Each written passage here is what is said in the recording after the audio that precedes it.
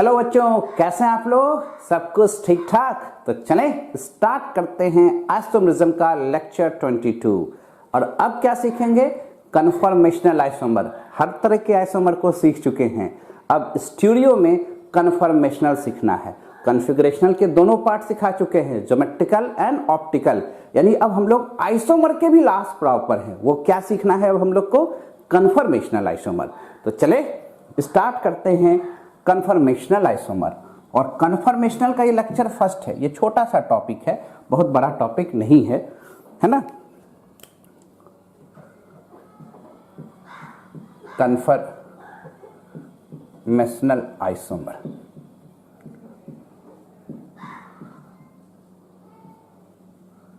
पूछा, conformational isomer कैसे obtain होगा, तो हम लोग डिफाइन कैसे करेंगे? तो लिखेंगे this type of isomer opting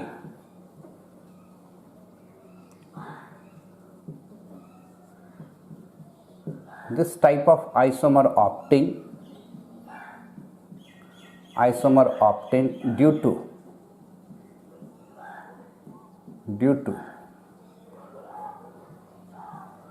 free rotation of atom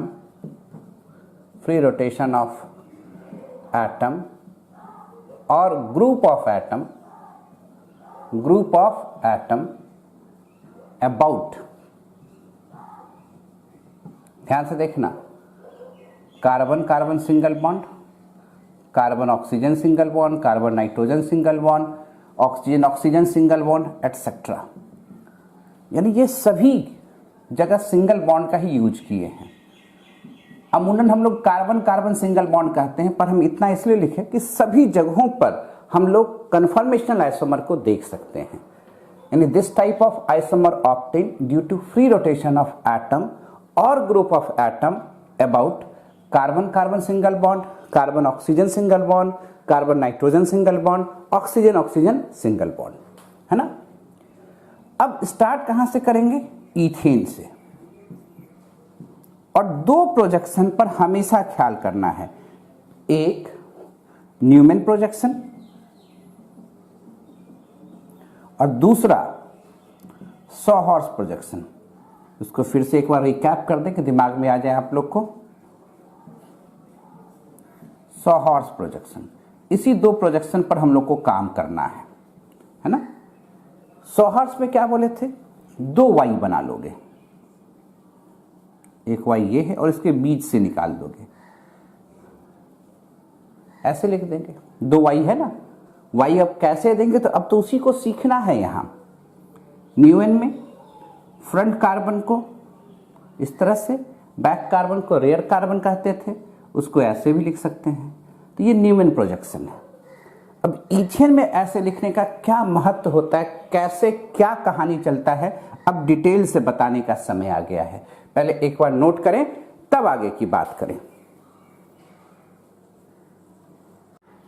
लिख लिए, मिटाया जाए। अब आते हैं फिर से ईथेन पर, है ना।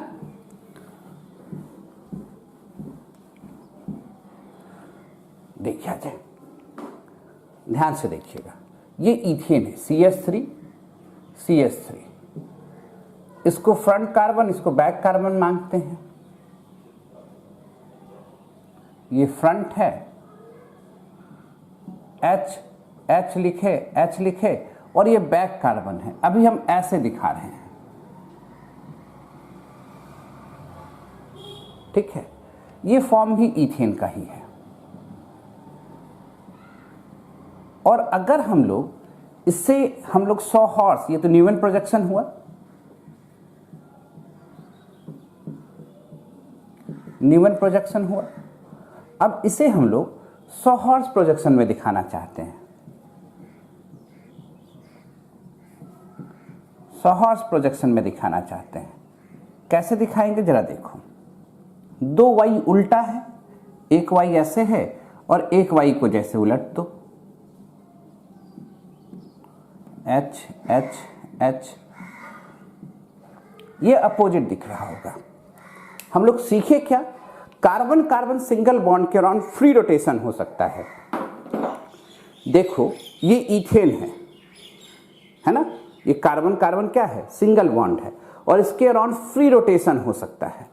तो फ्री रोटेशन से जो आइसोमर तैयार होगा उसको कहेंगे हम लोग कन्फॉर्मेशनल आइसोमर। क्लियर है? अगर हम एक को फिक्स रखें और दूसरे को धीरे धीरे 1 degree 1 degree 1 minute 1 degree 2 minute इस तरह से रोटेट करेंगे तो कितना ढंग से रोटेट कर सकते हैं, इन्फिनाइट तरीके से रोटेट करते हैं और हर एक रोटेशन एक नया कन्फर्मर तैयार करेगा। ठीक है, इसलिए आप ये कह सकते हैं कि जो कन्फॉर्मेशनल आइसोमर होते हैं वो इन्फिनाइट होते हैं। तो कन्फॉर्मेशनल आइसोमर कितने होते हैं? इन्फिनाइट होते हैं। कन्फॉर्मेशनल आइसोमर इन्फिनाइट होते हैं, ये पहले दिमाग में रख लो। और जब हर एक फॉर्म जो घुमाने से बनेगा उस फॉर्म को हम लोग कहते हैं कन्फर्मर। कन्फर्मर, इसका दूसरा नाम है रोटोमर भी। कहीं कहीं रोटोमर भी लिखा रहेगा तो घबराइएगा नहीं, रोटेशन से हुआ है। और भी बहुत से नाम हैं। क्लियर? तो हम इतना फॉर्म पढ़ें, ये संभव है? नहीं, इन्फिनाइट फॉर्म पढ़ना तो संभव नहीं है। तो हम कौन सा फॉर्म पढ़ते हैं? तो इसके 2 मेजर फॉर्म पर हम लोग जोड़ देते हैं, एक मोर स्टेबल और एकदम लीस्ट स्टेबल। 2 फॉर्म पर जोड़ देते हैं। तो हम लोग को पढ़ना कितने फॉर्म है? 2 फॉर्म। हम लोग कंसीडर करेंगे इसके 2 फॉर्म पर। कंसीडरिंग 2 फॉर्म मेनली, होने के तो इन्फिनाइट फॉर्म होंगे, तो मुख्यतः 2 फॉर्म को कंसीडर करते हैं। पूछा वो दोनों फॉर्म कौन कौन से हैं? तो एक फॉर्म हो जाएगा मोर स्टेबल और दूसरा फॉर्म हो जाएगा लिस्ट स्टेबल। पूछा ये आप कैसे समझेंगे सर मोर स्टेबल है और कौन लिस्ट स्टेबल है? बोले अब तो यही सिखाना है कि कौन मोर स्टेबल होगा कौन लिस्ट स्टेबल होगा, है ना? एक बार फिर नोट करो तो आगे की बात करें। लिख लिए? अब आए इसमें पहले एंगल के बारे में समझाएं आपको, तब ना मोर स्टेबल और लिस्ट स्टेबल के बारे में समझिएगा और क्यों होता है ये भी समझिएगा। देखो, इसे हम लोग डायहेड्रल प्रोजेक्शन भी कहते हैं। याद करो, इसे हम लोग क्या सिखाया था आपको? Dihedral projection. डाई मतलब 2, हेड्रल मतलब फेस। कैसा फेस? तो ट्रायगोनल फेस। डाई मतलब 2, हेड्रल मतलब फेस। कैसा फेस? तो ट्रायगोनल फेस। ध्यान से देखो, अगर इसको 2D इमेज करो तो आपको दिखेगा कि आगे में एक ट्रायंगल दिख रहा होगा। मिलाओ, मिल रहा है कि नहीं? और पीछे वाले को भी अगर मिलाओगे, इसको भी अगर मिलाओगे तो एक ट्रायंगल बनता नजर आ रहा होगा, है ना? बनता नजर आ रहा है कि नहीं? तो 2 ट्रायंगल दिख रहा है और दोनों एक ही जैसा एक ट्रायंगल है, इक्वेटरल। और इसके बीच के एंगल कितने होते हैं? 120 डिग्री। यानी इसके बीच के एंगल को क्या मानेंगे? 120 डिग्री। तो दोनों को अगर मिला दें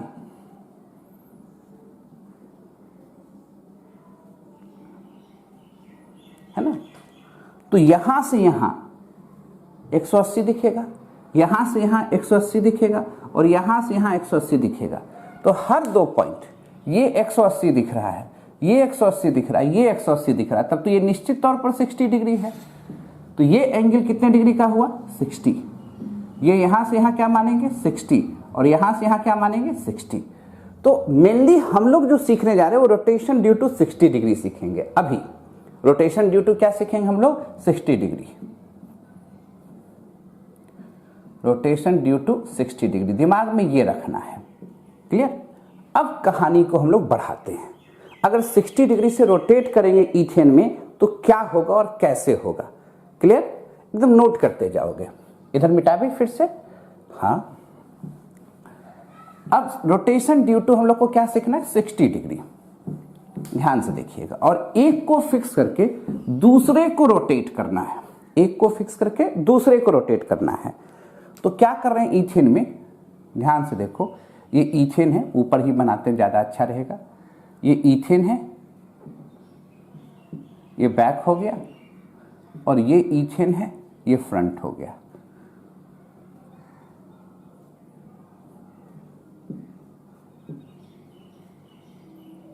क्लियर? ये अब आगे वाले को, फ्रंट को फिक्स कर दो और पीछे को 60 डिग्री से रोटेट कर दो। ये घूम के यहां आएगा, ये घूम के यहाँ जाएगा, है ना। जब ये रोटेट किया, जरा देखो कितने डिग्री से रोटेट किया, 60 से। आगे वाला तो फिक्स था, आपको समझाने के लिए हम पीछे वाले को रेड से लिख देते हैं। ये कहाँ आ गया, H एकदम इसके पीछे आ गया। ध्यान से देखना, अभी ये जो देख रहे थे दोनों ट्रायंगल ऐसे दिख रहा था, और अभी जब देखोगे तो दोनों ट्रायंगल एक ही डायरेक्शन में दिखेगा, एकदम ओवरलैप कर जाएगा एग्जैक्टली। तो एग्जैक्टली ना बना के हम थोड़ा सा दूर बनाते हैं कि आपको समझने में अच्छा रहे, है ना। इस तरह से है, क्लियर। और अगर हम लोग इसको इस रूप में बनाते, स्टैगर्ड फॉर्म में, सॉहर्ट्ज फॉर्म में, ये अपोजिट है, ये y दिखा, एक और y बना दो। अब जब 60 डिग्री से रोटेट करते, आगे वाले को फिक्स रखते हैं, पीछे वाले को रोटेट कर देते हैं, तो दोनों सेम डायरेक्शन में आ जाएगा। इसके ये पैरेलल, इसके ये पैरेलल, क्लियर। अब वापस 60 डिग्री से करेंगे तो पुनः यही आ सकते हैं।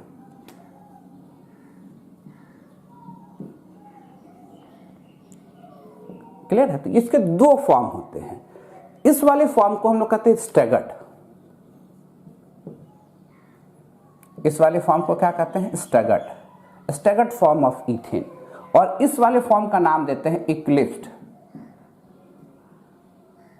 क्या नाम देंगे, इक्लिप्स्ड फॉर्म। ये दो फॉर्म हुआ, किसके थ्रू हुआ, तो 60 डिग्री के रोटेशन के थ्रू हुआ, क्लियर। अब यहां पर ध्यान से देखो कि ये पैरेलल है, ये दोनों ट्रायंगल क्या दिख रहा है, पैरेलल, और ये दोनों ट्रायंगल क्या दिख रहा है, अपोजिट दिख रहा है। क्लियर सी बात है। तो पहले हम लोग इसमें एक एंगल का नाम पढ़ेंगे, उसका नाम है dihedral angle. Dihedral angle, dihedral angle होता बेसिकली क्या है, ये समझ लो। पहले ये दोनों फॉर्म को समझो क्या कहना चाहते हैं। ये देखो अभी क्या है कि ये एक H है, ये कार्बन है, ये कार्बन है, और ये H है, अपोजिट दिख रहा है, ये वाला फॉर्म दिख रहा है ना।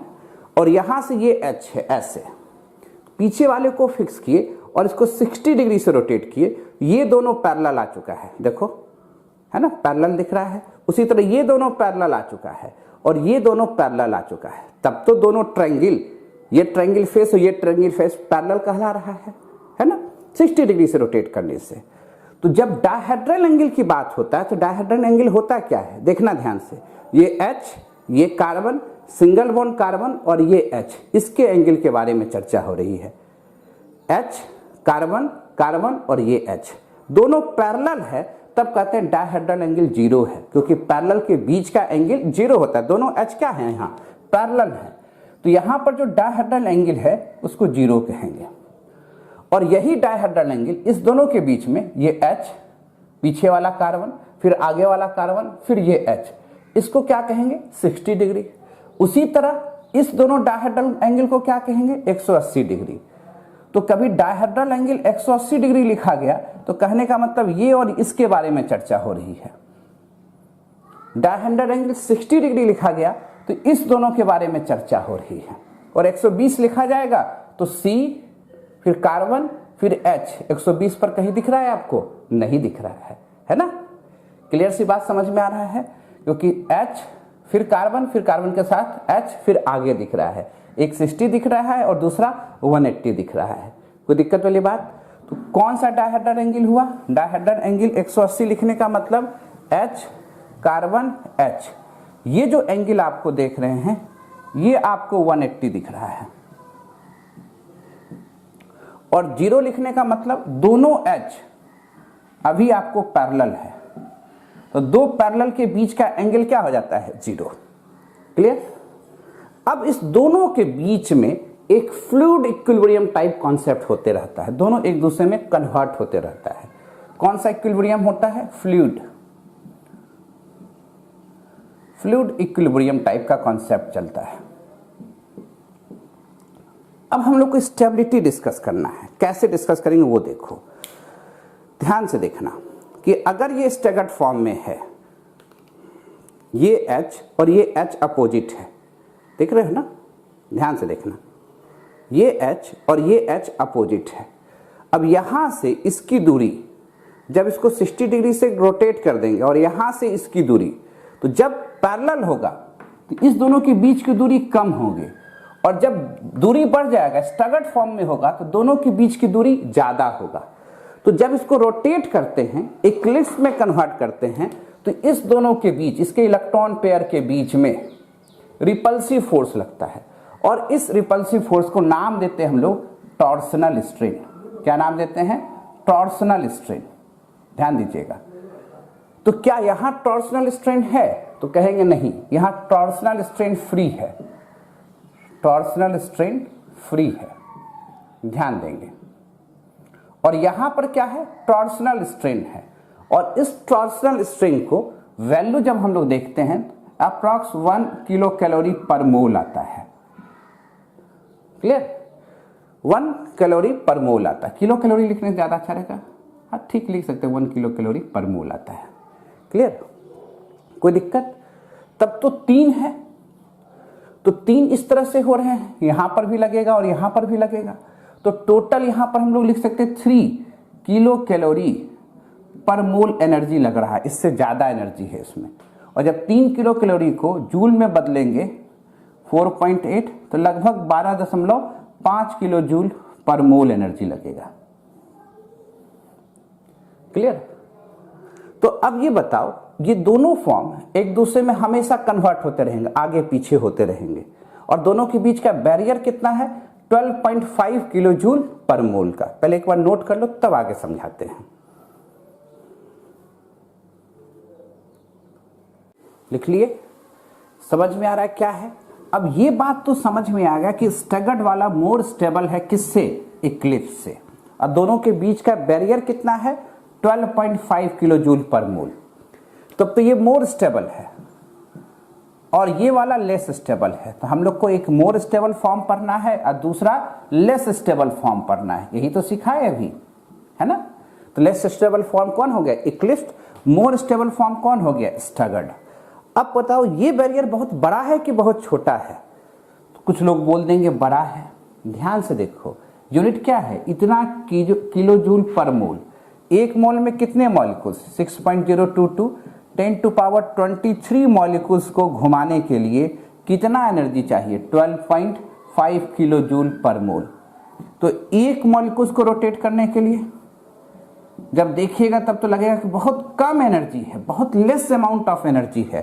फूंक देंगे तो कई एक बार रोटेट करने लगेगा। इसलिए इसको लिखा एक फ्लूइड इक्विलिब्रियम है, एक दूसरे में धनाधन कन्वर्ट होते रहता है। ये बात अलग है कि जो मोर स्टेबल होगा उसकी संख्या ज्यादा होगा as compared to less stable, पर इसको हम लोग आइसोलेट नहीं कर सकते हैं। इसके मॉलिक्यूल्स के बीच के कोलिजन होने से ही ये दोनों आपस में चेंज होते रहता है। ठीक है? तो we can not isolate these conformer isomer, है ना? तो नोट करके क्या लिखेंगे कि ये बहुत लेस अमाउंट ऑफ एनर्जी है, वेरी लेस बैरियर है। तो we can not isolate the conformer of ethanes या अदर कन्फर्मर। इसको हम लोग आइसोलेट नहीं कर सकते हैं, अलग अलग नहीं कर सकते हैं। क्लियर है? ये हमेशा एग्जिस्ट करेगा, पर ये बात अलग है कि स्टैगर्ड वाला फॉर्म ज्यादा दिखेगा एज कंपेयर टू इक्लिप्स। अच्छा, अब देखो कि अगर हम रोटेट करते रहे, ये बात तो समझ में आ गया, मिटाते चले। मोर स्टेबल कौन? स्टैगर्ड। लेस स्टेबल कौन? इक्लिप्स। दोनों के बीच में बना क्या? इक्विलिब्रियम। क्या दोनों को सेपरेट कर सकते हैं? नहीं। कैसे एक दूसरे में कन्वर्ट होते रहते हैं? तो मॉलिक्यूल्स के कोलिजन के चलते वो इतना एनर्जी दे देता है कि दोनों एक दूसरे में कन्वर्ट होते रहता है। जब दो हाइड्रोजन एक दूसरे के नजदीक रहते हैं तो उसके बीच का बॉन्ड लेंथ यानी जो डिस्टेंस है वो कम होता है, इसलिए वहां क्या लगता है? Torsional strain. उसकी वैल्यू कितनी है? 1 किलो कैलोरी पर मोल। 3 के लिए लगेगा तो 3 किलो कैलोरी पर मोल हो जाएगा। क्लियर? और ये बैरियर क्या है? बहुत कम है। तो अगर हम इस फॉर्म में हैं, ध्यान से देखो, ये क्या दिखा? स्टैगर्ड। अगर इसको फिक्स करके, फ्रंट को फिक्स करके बैक को रोटेट किए तो कहाँ आ गए? इक्लिप्स्ड आ गए ना भाई। कितने डिग्री से? 60 डिग्री से।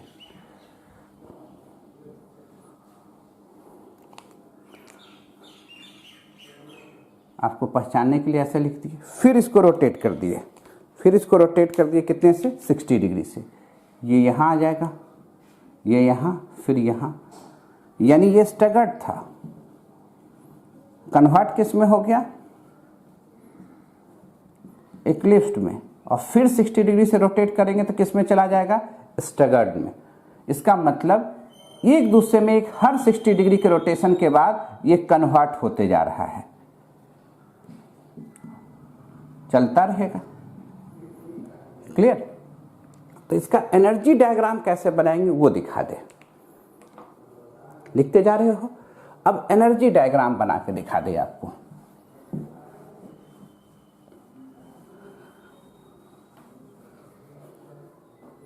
एनर्जी डायग्राम बना के दिखा दे।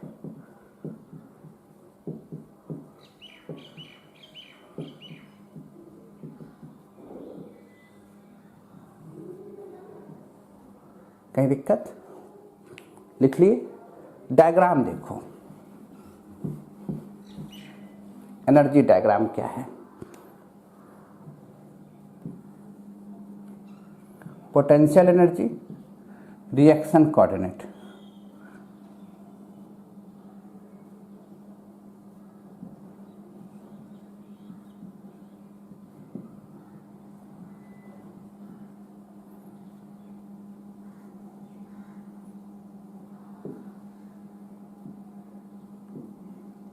रोटेट करेंगे 60 डिग्री से,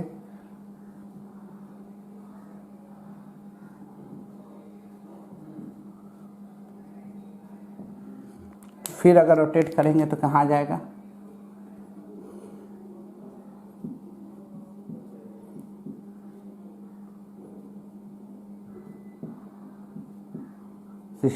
फिर यहाँ 120 में ही आ जाएंगे, फिर उसी तरह चलता रहेगा। ऐसे प्रोफाइल कर सकते हैं। 12.5 किलो जूल पर मोल। ये रिएक्शन कोऑर्डिनेट है। इस फॉर्म को क्या कहेंगे हम लोग? स्टैगर्ड। और इस फॉर्म को क्या कहेंगे हम लोग? इक्लिप्स्ड। इस फॉर्म को क्या कहेंगे? स्टैगर्ड। और इस फॉर्म को क्या कहेंगे? इक्लिप्स्ड। फिर इसी तरह चलता रहेगा। अब जरा देखो, ध्यान से देखना, जब खासकर इथेन में रहोगे तो स्टैगर्ड से चले इक्लिप्स, 60 डिग्री से इक्लिप्स, फिर 60 डिग्री स्टैगर्ड, फिर 60 डिग्री इक्लिप्स, फिर 60 डिग्री स्टैगर्ड, इसी तरह चलता रहेगा। अब एक ट्रिक समझो, अगर आपसे कह दिया कि 240 डिग्री से रोटेट कर रहे हैं तो क्या बनेगा? ध्यान से देखना, अगर 240 डिग्री में है उसको 60 से डिवाइड कर देना, कितना आया? 4। अब देखोगे, अगर तुम स्टैगर्ड पर हो, एक रोटेशन करते हो 60 डिग्री से तो किस में चले जाते हो? इक्लिप्स्ड। और 2 रोटेशन करते हो तो क्या आ जाते हो? स्टैगर्ड। तो अगर स्टैगर्ड पर खड़े हो और इवन रोटेशन कर रहे हो 60 डिग्री का, जैसे यहाँ कितने बार 60 डिग्री को घुमाया गया? 4 बार। 2 बार घुमाओ, 4 बार घुमाओ, 6 बार घुमाओ, 8 बार घुमाओ, स्टैगर्ड ही रहेगा। और स्टैगर्ड में अगर ऑड रोटेशन कर रहे हो, ऑड कहने का मतलब 1, 3, 5, 7, तो क्या हो जाएगा? इक्लिप्स्ड हो जाएगा। और इसका वाइस वर्सा भी होगा। अगर इक्लिप्स्ड रहता तब भी इक्लिप्स्ड ही रहता, ये इक्लिप्स्ड रहता तो क्या हो जाता है? स्टैगर्ड हो जाता। तो कहा कि अगर 240 डिग्री से घुमा रहे हैं तो क्या आया? इवन नंबर आया कि ऑड नंबर आया? तो इवन नंबर आया। अगर हम स्टैगर्ड पर रहेंगे तो स्टैगर्ड ही रहेंगे, इक्लिप्स पर रहेंगे तो इक्लिप्स ही रहेंगे। करके देख लो। अगर कहा नहीं 300 डिग्री से घुमाए हैं, इक्लिप्स पर खड़े हैं, इक्लिप्स पर खड़े हैं और उसको 300 डिग्री से घुमाए हैं, तो 300 में भागा दे दो 60 से, कितना आया? 5। ऑड नंबर की इवन नंबर? ऑड। तो इक्लिप्स किस में कन्वर्ट हो जाएगा? स्टैगर्ड में हो जाएगा। कहीं दिक्कत है? ये कहानी आसानी से कर सकते हैं। कोई बोला नहीं हमको बताइए 540 डिग्री से रोटेट किए हैं, अब बताइए। तो भैया 60 से डिवाइड करो, कितने बार में कटेगा? 9। अगर स्टैगर्ड पर खड़े हो 9 बार 60 का रोटेशन करोगे तो इक्लिप्स पर खड़े रहते 9 बार 60 डिग्री का रोटेशन करते तो क्या आ जाते? स्टैगर्ड। क्या ऐसा पूछेगा तो बता सकते हो कि नहीं बता सकते हो? आराम से। स्टेबिलिटी किसका ज़्यादा? स्टैगर्ड का। किसके मुकाबले? इक्लिप्स के। दोनों के बीच में क्या स्टेबल है? इक्विलिब्रियम। क्या इसको आइसोलेट कर सकते हो? नहीं। क्लियर है? किसकी मॉलिक्यूल्स ज़्यादा होगा? स्टैगर्ड का। एक दूसरे में कन्वर्सन कैसे होता है? By the collision. मॉलिक्यूल्स टकराते हैं, वो एनर्जी सफिशिएंट है एक फॉर्म से दूसरे फॉर्म में कन्वर्ट करने के लिए। कोई दिक्कत वाली बात? पहले नोट करें तो ईथेन में मूव करेंगे। नोटेड।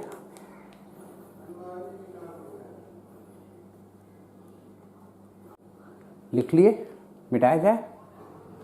लिखते चले, आराम से नोट करते चलते बढ़ते चले हम लोग।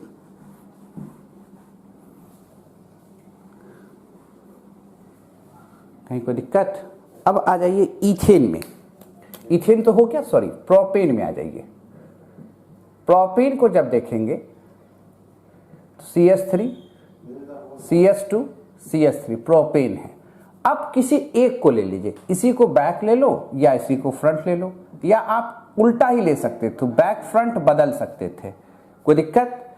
अब देखो यहां क्या है, ये बैक है, बैक में 3 हाइड्रोजन है और फ्रंट जो ले रहे हैं उसके पास 2 हाइड्रोजन है और 1 CH3 है। क्लियर? क्लियर सी बात है। अब इसको 60 डिग्री से रोटेट किए, ध्यान से देखिएगा। आगे वाले को फिक्स रखे हैं, फ्रंट को क्या किया? फिक्स रखा, और बैक को हम रोटेट करना चाह रहे हैं, ये वाला रोटेट हो। क्लियर? रोटेट किया। अब जरा देखो ध्यान से, ये CH3 यहीं रहेगा, H ये H यहां आ जाएगा, H यहां आ जाएगा, यहां आ जाएगा। तो अभी भी इस फॉर्म को स्टैगर्ड कहेंगे और इस फॉर्म को क्या कहेंगे हम लोग? इक्लिप्स्ड कहेंगे। बात को समझिएगा, इस फॉर्म को स्टैगर्ड कहेंगे, इस फॉर्म को क्या कहेंगे? इक्लिप्स्ड कहेंगे। अब यहां तो हाइड्रोजन और हाइड्रोजन के बीच टॉर्सनल स्ट्रेन है, तो यहां भी इस कार्बन और इस कार्बन के बीच टॉर्सनल स्ट्रेन लगेगा, पर यहां पर अब हाइड्रोजन की जगह CH3 ग्रुप आ गया, एक बड़ा ग्रुप आ गया है, तो यहां 2 तरह के स्ट्रेन लगेंगे।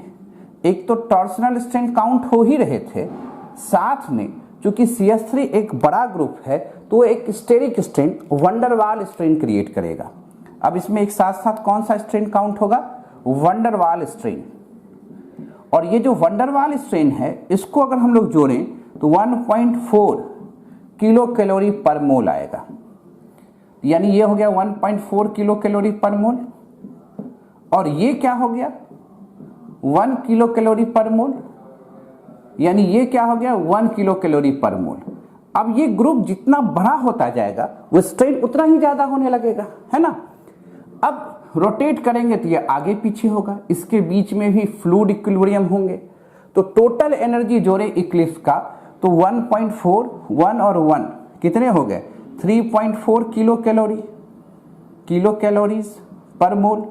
अगर जूल में कन्वर्ट करना हुआ तो 4.18 से गुना कर देंगे, तो यानी मोटा मोटी कितना हो जाएगा? जोड़ के बताओ। 3.4 है, 12 है, तो 14 के आसपास आ जाएगा, 14 किलो जूल पर मोल के आसपास ये बैरियर हो जाएगा। क्लियर? ग्राफ उसी तरह बना सकते थे पोटेंशियल एनर्जी का, यहां बना लेते,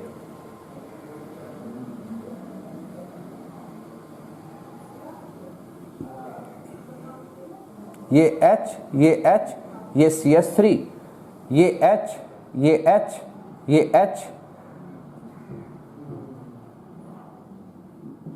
ये H, ये H, ये CH3, ये H, ये H, ये H, ये फिर ऐसे हो जाता, ये H, ये H, ये CH3, ये H, ये H, ये H, है ना? अब जो बैरियर हो गुना भाग करके अपने से देख लोगे कि हो सकता है थोड़ा कम बेसी हो तो वो कर लेना, हमारे समझ से ये 14 पॉइंट कुछ आना चाहिए था, है ना, 14 किलोजूल पर मोल। क्लियर है। और फिर वही कहानी यहाँ पर भी होगा कि स्टैगर्ड को अगर 60 के इवन रोटेशन में ले जाएंगे तब तो स्टैगर्ड रहेगा, इक्लिप्स के 60 के इवन रोटेशन में ले जाएंगे तब तो इक्लिप्स रहेगा, और स्टैगर्ड को 60 के ऑड रोटेशन में ले जाएंगे तब तो इक्लिप्स हो जाएगा। उसी तरह इक्लिप्स को 60 के ऑड रोटेशन में ले जाएंगे तब तो स्टैगर्ड हो जाएगा। कहीं दिक्कत वाली बात पहले एक बार नोट करें तो आगे की बात करें। क्लियर है। थोड़ा सा ऊपर नहीं दिखा, दिख रहा है सबको, मिटाएं। प्रोपेन भी समझ गए। अब हम लोग को सीखना क्या, ब्यूटेन। ब्यूटेन सीखने के पहले एक कहानी समझा दे पहले। यहां पर ये समझ गए तो सब कुछ आसान रहेगा, है ना। देखो, अगर मान लो यहां CH3 है और ये CH2 है G कोई भी ग्रुप हो, एनी ग्रुप, कुछ भी हो सकता है, तो क्या करेंगे, इसके दो फॉर्म दिखेंगे, इसी को बैक मानो, इसी को फ्रंट मानो। ये फ्रंट है और ये बैक है, ये स्टैगर्ड फॉर्म है। अगर ये 60 से रोटेट हुआ, ध्यान से देखना, 60 से ये रोटेट हुआ तो यहां आएगा, ये यहां से रोटेट हुआ, ये यहां जाएगा, ये यहां जाएगा। आगे वाले को भी रोटेट कर सकते हो, जरूरी नहीं है कि हमेशा पीछे वाले को ही करेंगे, जिसका मन करे आप रोटेशन डाल दो। ये कन्फर्मर बन रहा है, कन्फर्मर इन्फिनाइट तरह के बन सकते हैं, पर हम लोग जो सीख रहे हैं वो सीख रहे हैं rotation due to only 60 degree. इससे हमको मोर स्टेबल और लेस स्टेबल के बीच का कन्फर्मर मिल जाता है। कन्फर्मर को आइसोलेट नहीं कर सकते, दोनों के बीच में एक फ्लूइड इक्विलिब्रियम टाइप का कॉन्सेप्ट जनरेट होता है। इस फॉर्म को क्या कहेंगे, स्टैगर्ड। इस फॉर्म को क्या कहेंगे, इक्लिप्स्ड। क्लियर है।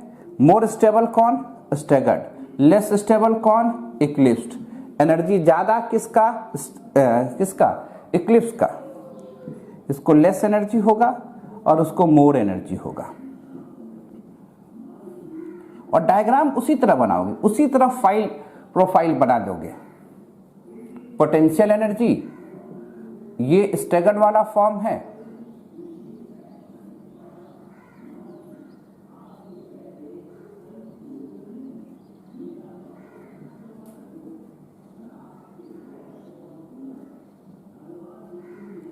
दिखेगा नहीं आपको, है ना। पहले G के जगह पर कुछ भी रख दो, G के जगह पर R हो जाए, मिथाइल, इथाइल, प्रोपाइल, ब्यूटाइल, या कुछ भी रख सकते हो, OH, NH2, कोई भी ग्रुप रख दो, ठीक है। अब इसको मिटा के एक बार प्रोफाइल बना दे, नहीं तो दिखता नहीं आप लोग को, सही बात है। अब इसको एक डायग्राम बना देते हैं, लिख लिया इसको। जगह का अभाव हो जाता है भाई, ऑनलाइन में तो यही दिक्कत है।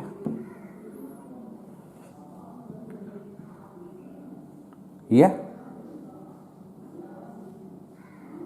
जी, कोई दिक्कत,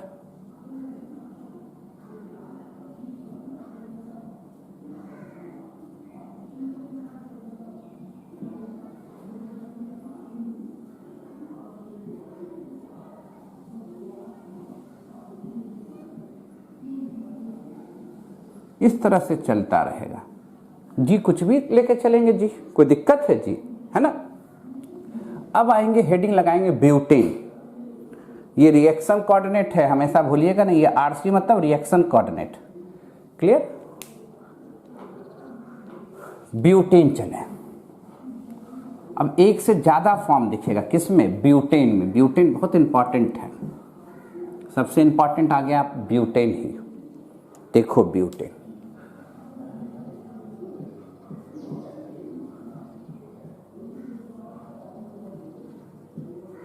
CH3, CH2, CH2, CH3। देखो कार्बन 1 2 2 3 3 4, कन्फर्मर 1-2 के बीच में बनाते हैं, यानी न्यूमैन प्रोजेक्शन बनाओ 1-2 के बीच में, क्या होगा? ये 1 है, बना लिए, थोड़ा नीचे से बनाते हैं, ज़्यादा अच्छा रहेगा। देखते जाओ, इसके पास हाइड्रोजन है, हाइड्रोजन है, इथाइल है। ये पूरा ग्रुप इथाइल ले सकते हैं कि नहीं ले सकते हैं? अगर इसी तरह कार्बन 2-3 के बीच बनाते हैं, 2-3 मतलब ये और ये,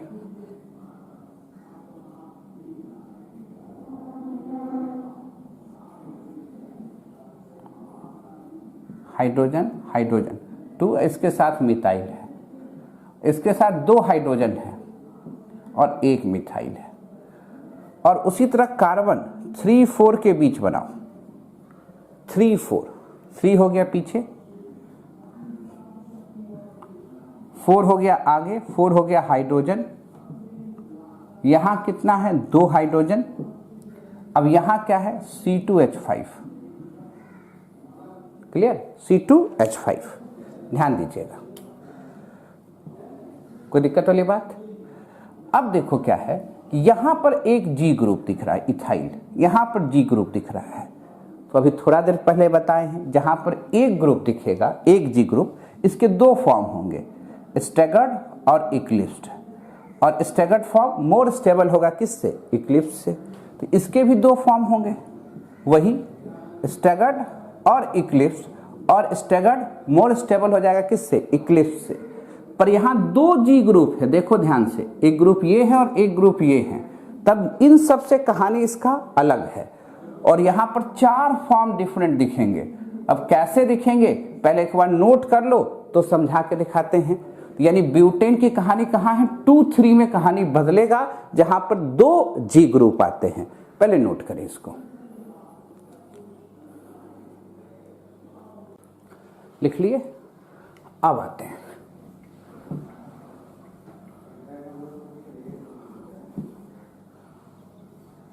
ब्यूटेन का 2-3 का देखना है, थोड़ा छोटा लिखेंगे कि समझाना आसान काम हो।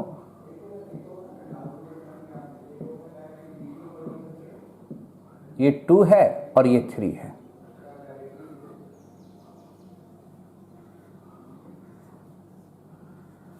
मान लो फ्रंट है, बैक फ्रंट किसी को मान लो, इसी को फ्रंट मान लो, H इसके साथ CH3, बैक ये है H CH3, ये एक फॉर्म हुआ, इसको पहला फॉर्म कहें।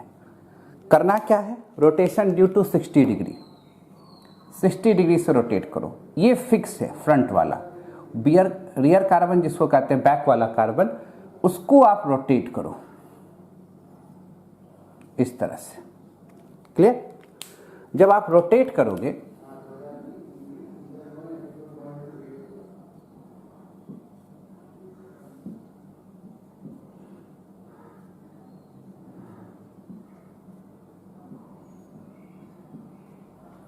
क्लियर, 60 डिग्री से रोटेशन हुआ। अब क्या है? फिर 60 डिग्री से इसको रोटेट करो, ये दूसरा फॉर्म हुआ।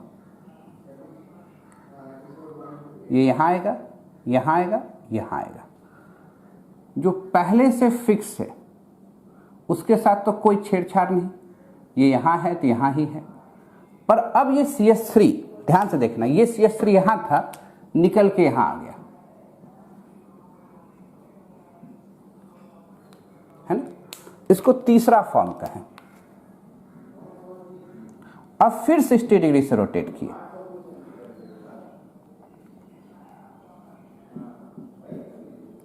अब जरा देखिए, अब ये यहां आएगा, यहां आएगा, यहां आएगा। तो क्या करते हैं हम लोग?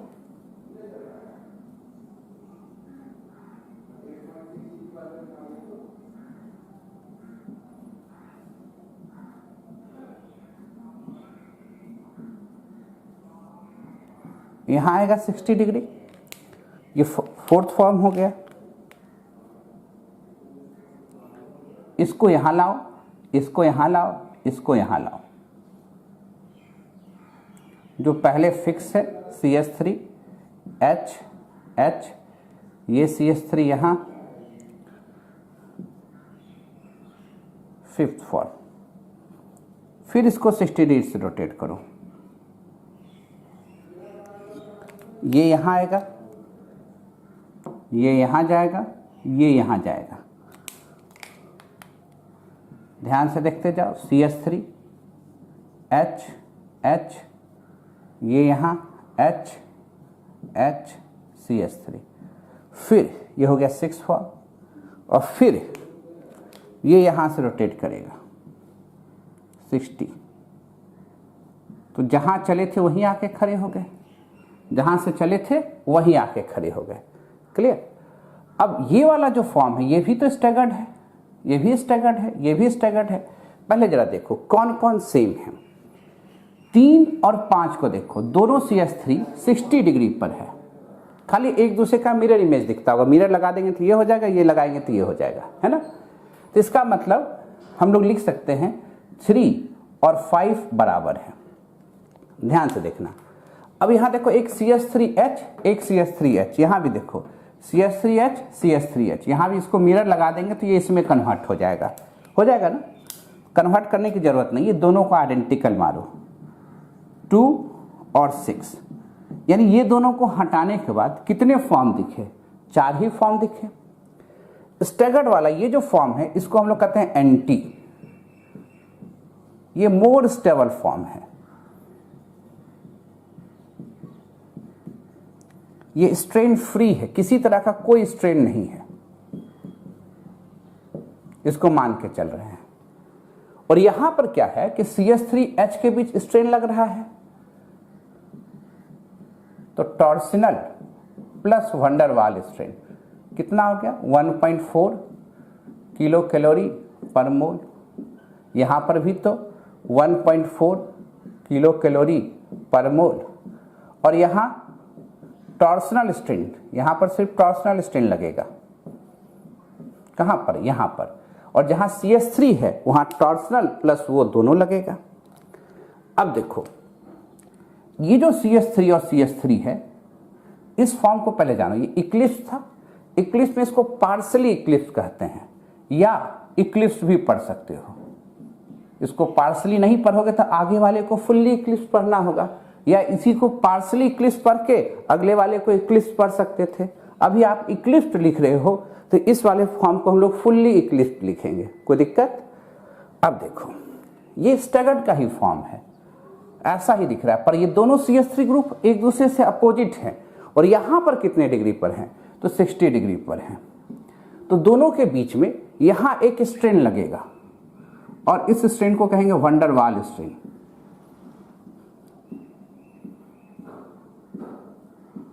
और इसकी वैल्यू लगभग 0.9 किलो कैलोरी पर मोल है। उम्मीद करते हैं दिख रहा होगा, देख लेते हैं। 0.9 किलो कैलोरी पर मोल है, ठीक दिख रहा है? तो थोड़ा सा नज़दीक करके लिख दे, 0.9 किलो कैलोरी पर मोल मान के चलो इसको। अब ये वाला जो फॉर्म है इसको कहते हैं फुल्ली इक्लिप्स्ड, फुल्ली इक्लिप्स्ड है। और यहां पर जो स्ट्रेन लगेगा, यहां 2 तरह का स्ट्रेन तो जबरदस्त, एक तो टॉर्सनल लग ही रहा है, प्लस अब क्या हो गया? वंडरवाल स्ट्रेन लग रहा है। इसकी जो वैल्यू आप देखोगे ये करीब करीब 2.5 हो जाता है, और इसकी वैल्यू 1 किलो कैलोरी पर मोल, इसका भी 1 किलो कैलोरी पर मोल। तो अगर सबको जोड़े तो 1.4, 1.4 और 1, तो करीब करीब 2.8 और 1, 3.8 किलो कैलोरी है। इसका तो 0.9 है, इसका 2.111, तो ये लगभग 4.5 किलो कैलोरी है। कौन? इक्लिप्स्ड। और ये तो स्ट्रेन फ्री है, तो सबसे ज़्यादा एनर्जी किसका हुआ? तो एनर्जी के हिसाब से इसको हमने क्या लिखा, फुल्ली इक्लिप्स्ड। तो एनर्जी के हिसाब से जो फुल्ली इक्लिप्स्ड है वो तो ज़्यादा हुआ। तब ये जो फॉर्म है, इस फॉर्म को हम लोग कहते हैं गाउस। समटाइम हम लोग गाउच पढ़ते हैं, पर पढ़ना क्या चाहिए, गाउस या skew. Clear, Gauss. Fully Eclipse के बाद हम लोग क्या कर सकते हैं, इक्लिप्स्ड। तब क्या लिखेंगे, गाउस, तब एंटी। ये तो हो गया आपका एनर्जी का ऑर्डर। तो स्टेबिलिटी ऑर्डर जस्ट उल्टा होगा, जिसकी एनर्जी कम उसकी स्टेबिलिटी ज्यादा। तो स्टेबिलिटी में सबसे ज्यादा कौन, एंटी, तब गाउस, तब कौन, इक्लिप्स्ड। इक्लिप्स में अगर इसको हम पार्शली इक्लिप्स पढ़ते तो इसको क्या करते, इक्लिप्स सीधे। इसको इक्लिप्स पढ़ रहे थे इसलिए उसका नाम रखना पड़ा फुल्ली इक्लिप्स्ड। क्लियर है, पहले एक बार देख लो, ध्यान से देख लो एक बार, कहीं डाउट है तो पूछो। सब जगह दिख रहा है, हाँ।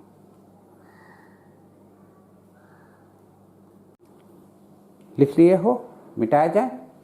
एनर्जी डायग्राम बनाए, देखो एंटी पर खड़े थे, एक 60 किस पर दिया, इक्लिप्स, फिर 60 गाउस, फिर फुल्ली इक्लिप्स, फिर गाउस। ये कौन सा फॉर्म है, गाउस है। और फिर ये क्या हो गया आपको, इक्लिप्स, तब जा रहे हैं एंटी। तो एक बार ऑर्डर हम लोग लिख लें तो समझना आसान काम होगा। मिटावे इसको।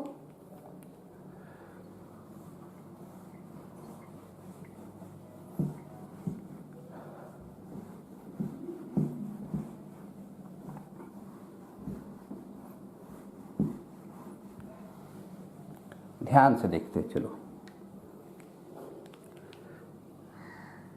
एंटी था, एंटी को 60 डिग्री से घुमाए, क्या मिला हम लोग को, इक्लिप्स्ड।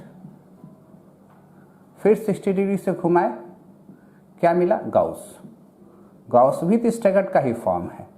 और फिर 60 डिग्री से घुमाए तो क्या मिला, इक्लिप्स्ड पर fully eclipsed. Fully eclipsed, fully Eclipse को फिर 60 डिग्री से घुमाए, क्या मिला, गाउस,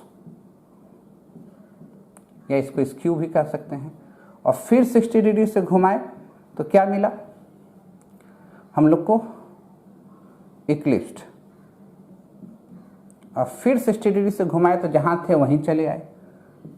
यानी अब जरा समझो, ये 60 है एक, तब तो ये 120 डिग्री हुआ, 180 डिग्री हुआ और 240 हो गया, यही है ना।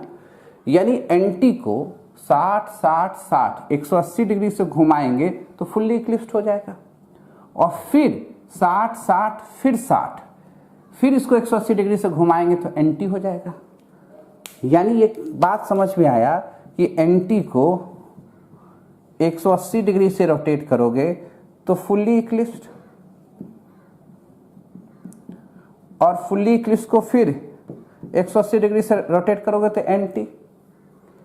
इक्लिप्स ध्यान से देखो, 60 60 60 किस में जा रहे हैं, गाउस में। फिर 240 में कहाँ आ रहा है, वहीं। ध्यान से देखो, एंटी को 360 में ला रहे थे वहीं पर, इक्लिप्स को 240 में ला रहे हैं वहीं पर, और गाउस को देखो 60 60 120 में ला रहे हैं वहीं पर। ध्यान से देखना, एंटी से चले थे, एंटी लाना है तो कितना डिग्री, 360। इक्लिप्स से चले थे, दूसरा इक्लिप्स फॉर्म में लाना है, मिरर इमेज वाला, उसको डिस्टिंग्विश नहीं कर रहे हैं अभी हम लोग। तो 60 60 60 60 कितने से, 240। गाउस से चले थे और फिर उसी तरह का गाउस लाना है तो क्या हो जाएगा, 120। यानी 360 से 360 चलेंगे एंटी, उसमें 120 घटा दिए। इक्लिप्स 240 से चलेंगे तो 240, इक्लिप्स से चलेंगे तो 240 पर क्या मिल जाएगा, इक्लिप्स। गाउस में 120 से चलेंगे तो 120। बना तो सकते हैं, स्टेबिलिटी भी समझा सकते हैं। क्लियर है। अब एक और कहानी इसमें जोड़ लिया जाए, मिटा दे, अभी बहुत कहानी है, तब डायग्राम पर लाएंगे। अगर हम लोग CS2 अब इसको G कर दे, G इज एनी ग्रुप, है ना, तो क्या हम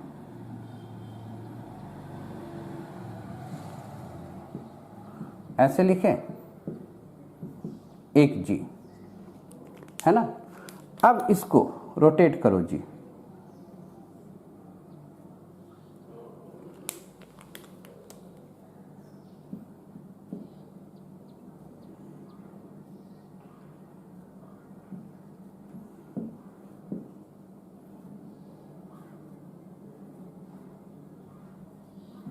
पीछे वाला को रोटेट करवा रहे हैं, आगे वाले को उसी तरह फिक्स कर दो।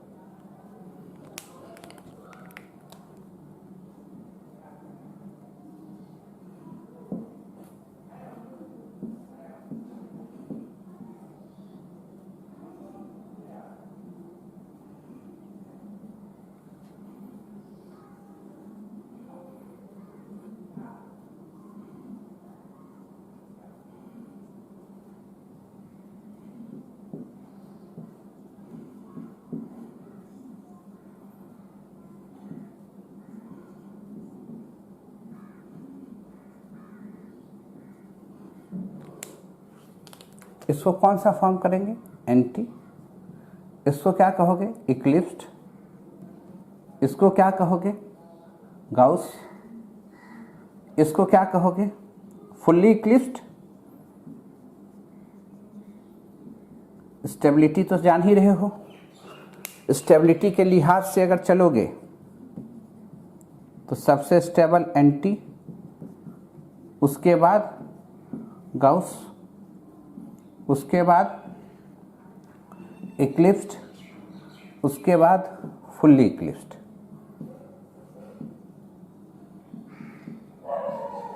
ठीक है। और एनर्जी के हिसाब से चलेंगे तो जी कुछ भी हो सकता है, G is any group, G is any group, कोई भी ग्रुप हो सकता है, पहले भी बता चुके हैं जी क्या है। एनर्जी के हिसाब से चलेंगे तो फुल्ली इक्लिप्स्ड, फिर कहाँ जाएंगे, इक्लिप्स्ड, फिर कहाँ जाएंगे हम लोग, गाउस, फिर कहाँ जाएंगे, एंटी। नोट कर लें। तो एक बार एनर्जी प्रोफाइल भी बना देते हैं। कौन सा एनर्जी प्रोफाइल बनाएंगे, जी के जगह पर जब CS3 लेंगे तो उसका एक बार एनर्जी प्रोफाइल बना देते हैं। ठीक है, पहले नोट कर लो।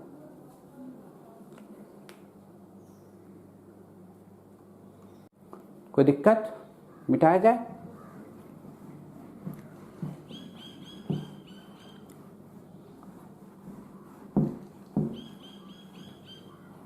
कहीं कोई दिक्कत, देखिए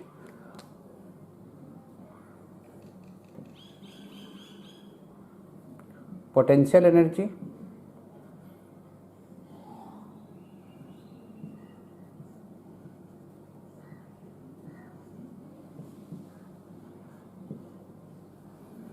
अब यहां पर ये स्टेबल है, मोर स्टेबल, एंटी फॉर्म है, मोर स्टेबल है और 0 डिग्री है। अब इसको रोटेट करो,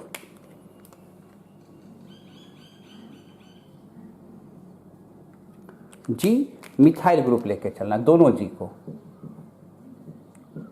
हम जनरल फॉर्म में लेके चल रहे, कभी भी आपको दिक्कत ना हो। अब क्या होगा,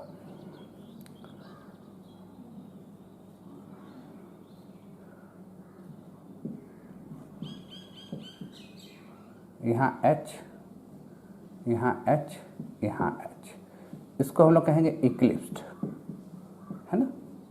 और फिर G था ये, सॉरी, यहाँ G हो जाएगा। अब इसको रोटेट करो,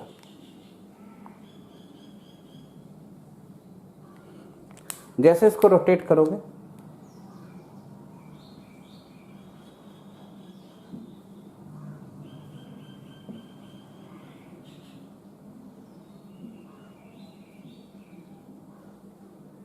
ठीक है, ये हो जाएगा गॉस।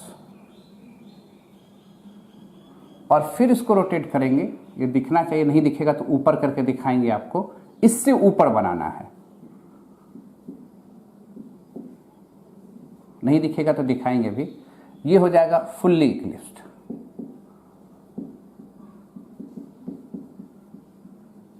ध्यान दीजिएगा, ये 60, 60, 120, 180 पर जाके खड़े हुए।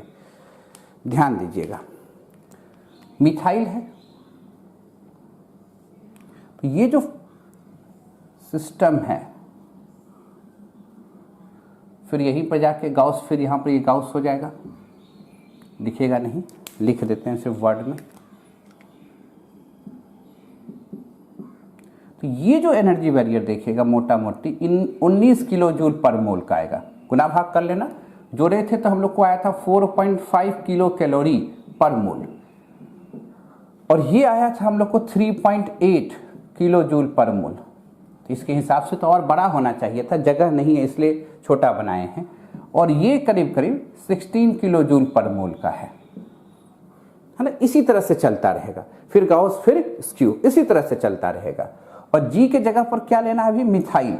और जैसे जैसे ग्रुप बड़ा करते जाओगे चीजें बढ़ता जाएगा। अब कभी कभी गाउस भी स्टेबल हो जाता है, किससे, एंटी से। वो कंडीशन दूसरे जगह है, अभी तक जहां तक बताया उसमें सब जगह एंटी मोर स्टेबल है, किससे, गाउस से।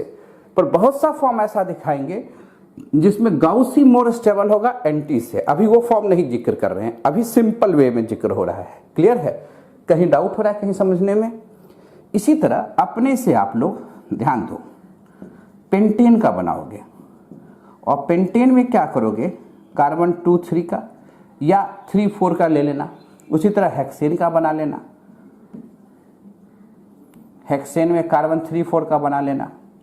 बना के इसी तरह देखना, इसमें 2-3 बना लेना पेंटेन में, और हेक्सेन में 3-4 बना के देखना।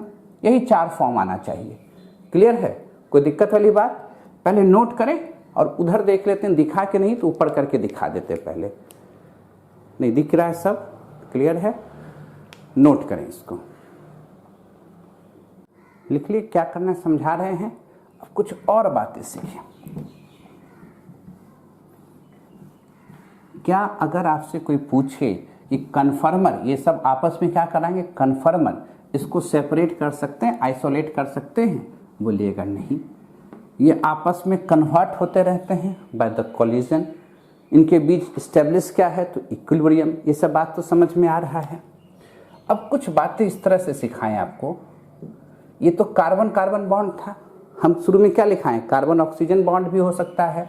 तो अगर CH3OH रहा तो कैसे आप दिखाइएगा, CH3N रहा, यहां भी कन्फर्मेशन होगा, F है तब भी कन्फर्मेशन होगा, NH2OH है तब भी कन्फर्मेशन होगा।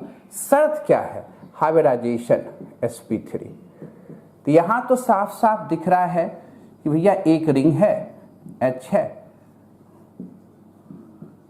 ये H है, ये H है, ये H है।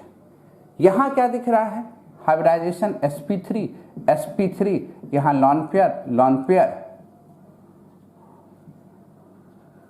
आपको क्या कर देते हैं कि फ्रंट बैक को ही हाइड्रोजन कर देते हैं, समझाना आसान काम होगा। और फ्रंट को ले लेते हैं ऑक्सीजन। ऑक्सीजन के पास एक H है, ये लॉन पेयर है, ये लॉन पेयर है, और दिखा दिए कि ये ऑक्सीजन भी है। आपको समझाने के लिए आप ऐसे भी लिख सकते थे कि आप इसी को फ्रंट कर देते, हाइड्रोजन को ही, और बैक में ऑक्सीजन है, ऑक्सीजन के पास लॉन पेयर है, ये एज्यूम करना पड़ता आपको। दोनों में जैसे मन करे वैसे दिखाओ। यहां भी दोनों की हाइब्रिडाइजेशन sp3 sp3, इसके पास एक लॉन पेयर है। हाइड्रोजन वाले को ही बैक ले लेते हैं कि नाइट्रोजन दिखाएं तो आपको समझ में आए। ये H है, ये H है, ये लॉन पेयर है। घुमा सकते हैं, लॉन पेयर को भी एक ग्रुप जैसा मानेंगे, पर इसका जो रिपल्सिव फोर्स होगा वो हाइड्रोजन से भी कमजोर होगा, इस बात को ध्यान रखिएगा। अब यहां जाएंगे sp3 sp3, ये H है, ये H है, ये फ्लोरीन है, और फ्लोरीन के पास सिर्फ लॉन पेयर है। NH2 में आ जाओ, ये वाला ग्रुप है, sp3 sp3 है, ये नाइट्रोजन है,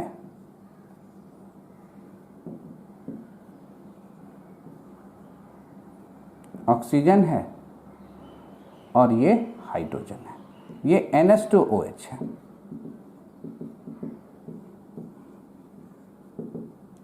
कोई दिक्कत वाली बात समझ में आ रहा है कैसे क्या करना है? इसके बीच शुरू में पढ़ाए थे, इसलिए आपके दिमाग में कंफ्यूजन हो सकता था भाई इसमें कैसे कन्फर्मर आइसोमर होगा। बना सकते हैं कि नहीं बना सकते हैं? क्लियर है? अब एक और होमवर्क देना चाहते हैं, पहले इसको नोट कर लो तो होमवर्क दे देते हैं। तब आज इतना ही रखेंगे, अब तो धीरे धीरे 2-3 क्लास तो ही है, इसमें ज़्यादा क्लास नहीं लगता है। मिटावे, सब कुछ समझ में आ रहा है? कहीं दिक्कत होगा पूछना है।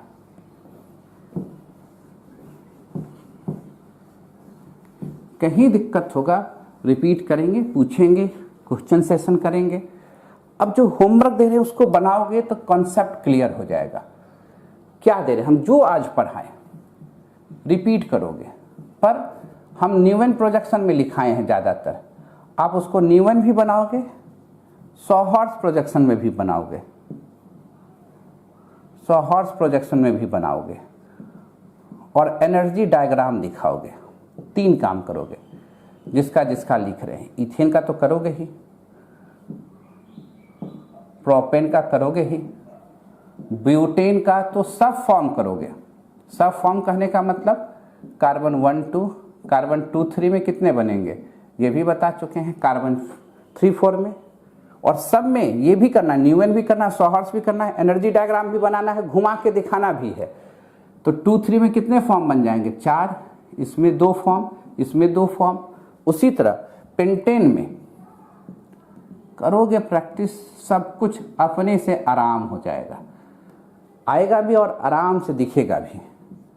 1 2 इसके 2 फॉर्म, 2 3 इसके 4 फॉर्म, 3 4 इसके भी 4 फॉर्म, और 4 5 इसके 2 फॉर्म। बना लेंगे? दिक्कत है? काफ़ी है इतना, एक बार प्रैक्टिस तो करो, फिर आगे हम लोग देखेंगे। और NH2OH के इसके भी 2 फॉर्म बना लेना, ठीक है? कब? बाकी मिलेंगे कब? कल। आज के लिए इतना ही, नोटेड।